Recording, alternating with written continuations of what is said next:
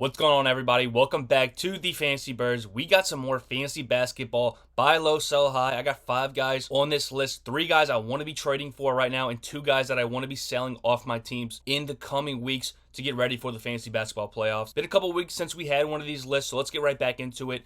5 of our buy low, sell high players in fantasy basketball right now. The first guy on our list is going to be one of the most polarizing players in the NBA, Russell Westbrook, point guard for the Los Angeles Lakers. There's only 2 sides to the story here. You either love Russell Westbrook or you hate him just because of how fast and aggressive he plays on the court. But the last 9 games, Westbrook's actually been on a complete tear for this Lakers team. Over the past 9 games, he's averaging 23 points a game, go along with 7.5 rebounds and assists. Pretty solid numbers for a guy coming off the bench for this Lakers unit. These past 9 games are kind of an outlier of what we've seen from him in a Lakers uniform, especially this season. In these 9 games, we're seeing him make over 2 threes per game in 7 of these 9 games. Not known for a three-point shooter, not known for a shooter at all, actually, Westbrook. So be recording over 2 threes a game in 7 of these 9 contests when he's been averaging 1 3 a game over the course of the entire season. Pretty strong case for an outlier here for Westbrook. Not only have the threes been up, but the field goal percentage has been up, shooting nearly 50% over these past 9 games from the floor. And we know Westbrook's a not very efficient shooter. Over the course of the season, 40% has been his number that he's been teetering around. So over 10 percentage points jumps in these last 9 games for the Los Angeles Lakers, starting from around January 4th. And the Lakers have really needed his contributions off the bench. I mean, this team is dealing without Anfernee Simons with that foot injury, but we got a Woj bomb who's saying Davis is progressing very well in his recovery. Could look to be back late next week, but more realistically, we're probably looking around 2 weeks return for Anthony Davis. So with that in mind, when LeBron James, Anthony Davis are both healthy in the lineup for this Lakers team, Westbrook's obviously going to take a backseat to these guys. Much more dominant players at this stage in their careers than Westbrook is right now. So yes, we can ride the high out with Westbrook in this 23-7-7 run he's on right now. But when these guys are all healthy, I expect him to revert back to his 16 points a night that he's been putting up off the bench for this Lakers team with poor efficiency numbers. Take advantage of someone who thinks Westbrook's can continue this efficiency, 50% from the floor. We've never seen him do this before. I have no reason to expect this to continue. So Westbrook's definitely going to be the number 1 candidate on our sell high list. I want to be getting rid of Westbrook before it gets too late and people start realizing a turnover and inefficient player that he is. Still can do a lot of things great for a basketball team, but I'm not willing to ride it out with him in fantasy this season. So let's get rid of Russell Westbrook off our teams heading into the later portion of this fantasy basketball season. Our first buy low candidate is going to be Buddy Hield, the shooter for the Indiana Pacers. Let's be real. The last 4 games for Hield have been atrocious. Tyrese Halliburton gets injured for this Pacers team, who's exceeding all expectations coming into the season. 3 of the last 4, Hield has looked pretty abysmal given how well he was playing before this 4-game stretch. Prior to this stretch, averaging 18 points a game, 4 3-pointers made per game, really doing a number for you in category league with those threes. But under 10 field goal attempts in these last 4 games, he's not getting the shots up, not getting the minutes. This is really due to the Pacers in general having pretty poor play. I mean, Rick Carlisle sits the majority of the starters a couple nights back, getting blown out by the Thunder, so the minutes have been fluctuating with the team's pretty atrocious play. So I'm not too concerned about Buddy Hield. Under 10 points in 3 of these last 4 games, like we talked about, averaging right around 8 to 9 points a game in this stretch. So for such a great shooter like Buddy Hield, who gets a lot of attempts up, a lot of shots to go in from beyond the arc, one of the best 3-point make guys in category leagues. This rough stretch without Tyrese Halliburton has been pretty disappointing. You figured his volume would only go up in the absence of such a ball-dominant player like Halliburton. So I'm not too concerned about Hield, even though we're only seeing 1 3-point make in 3 of the last 4 games for Buddy. You're not going to be able to keep a great shooter like Buddy Hield down for long. He's going to get those shots in. They're going to start coming down, even with Halliburton. And not only has the offensive numbers struggled, but the defensive statistics for Buddy Hield have come down tremendously. This is also going to be due to the playing time being down, like we talked about, sitting a bunch of starters with such poor efficiency and the coaching staff trying to get those bench guys more involved with Halliburton down. So only half a steal for Hield in over the last 4 games. This is pretty low, especially when he's averaging a full steal over the course of the season. So if we can get back to around those numbers in category leagues, I really like Hield going forward. I expect the 3-point makes to be up. The points are going to be up. Even with Halliburton being out, this offense shouldn't be as smooth and efficient.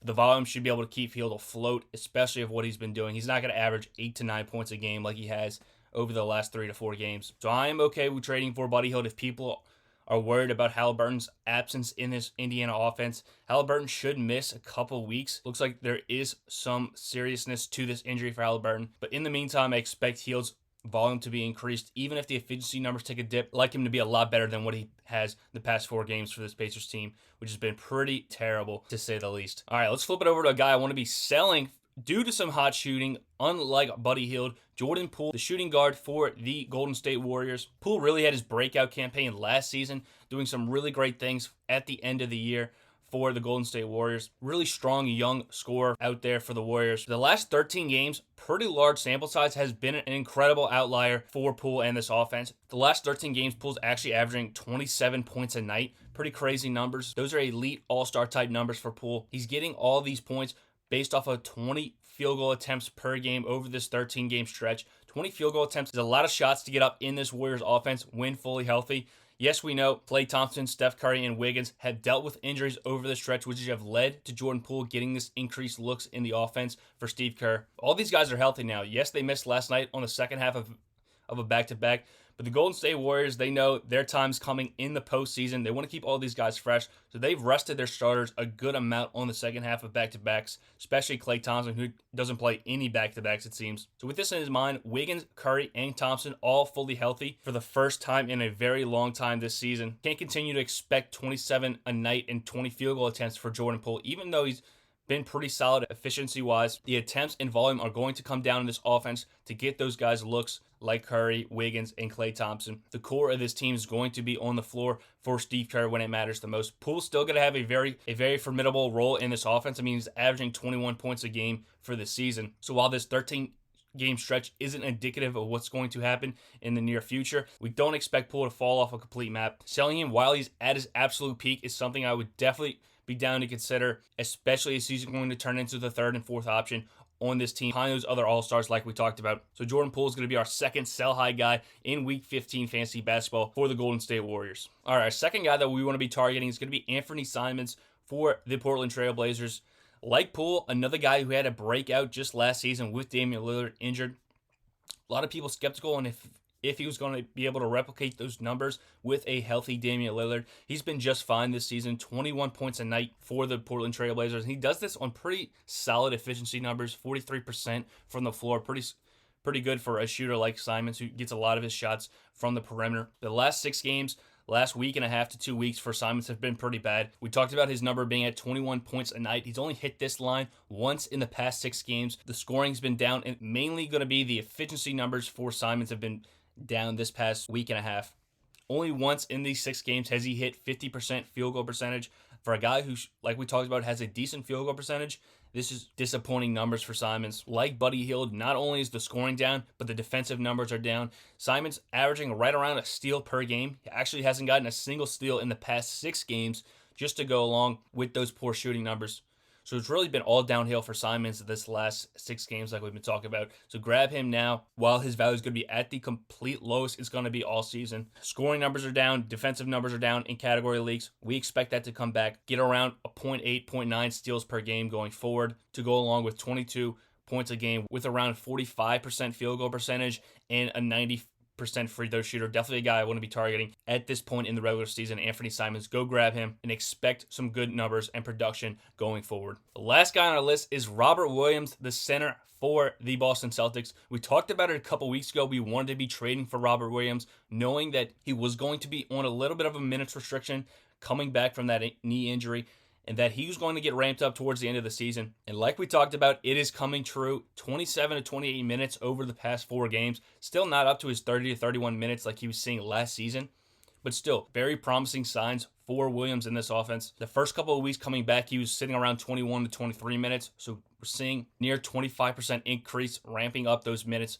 for Boston. While the minutes are up, the production is not as high as we expected, especially from what he was doing last year. It's going to take him some time to get back into the flow of things. Didn't have an off season, didn't have a training camp and preseason to get ready. So he's using the regular season as this ramp up period. So that's why we're expecting some lower numbers. Right around 8 points and 8 rebounds a game last season. He was grabbing 10 points and 10 rebounds a game. So a low double-double guy on a nightly basis. But the steals and blocks numbers are where we've been very disappointed to this point in the regular season. Last season, 1.2 steals and 2.2 blocks from Williams, who would go along with his tremendous field goal percentage, a great category league player. This year hasn't found his stride on the defensive side of the ball just yet, only grabbing half a steal a game and 1.2 blocks a game. So even with the minutes ramping up, not getting those defensive stats up, we expect that to change as he gets more accustomed into the flow of the game. One of the best defenders in the NBA, probably could have been Defensive Player of the Year. He should be able to ramp his production up to around 2 blocks a game and over 1 steal per game. So we're not worried about Robert Williams, the Time Lord. We're trading for him. This could be the last opportunity to trade for him before he gets fully involved for this Celtics team, who look to be one of the best defensive teams in the entire NBA, led by their star defender, Robert Williams, and of course, Marcus Smart. But this could be the last chance to trade for him, so I'm trying to grab him everywhere I can in my category leagues. Points leagues, I'm not as excited about Williams, but definitely in those category leagues, I'm trading for him, knowing he's going to do very well for me outside of the three-pointers and the free throw percentage. Those are 5 guys we talked about this week. Last week, we talked about, unfortunately, Karl-Anthony Towns trading for him. Hasn't looked so great for him. Recent news coming out, it's going to be even longer than 4 to 6 weeks. So the initial timetable was off by a good margin. So unfortunately, that's going to make our buy low Karl-Anthony Towns not looking so great. But I still think he's going to be able to play past the All-Star game and into the fantasy basketball playoffs. We're just going to have to wait a little bit longer on him. But unfortunately, like we talked about, that timetable is off. Even Towns said it, that the 4 to 6 week timetable just wasn't enough time for a grade 3 strain, I think, on his wrist. So unfortunate news there for Towns. But still, these are 3 guys we want to be trading for in Anfernee Simons, Buddy Hield, and Robert Williams. And 2 guys I want to be trading away, especially Russell Westbrook, before Anthony Davis comes back to this team.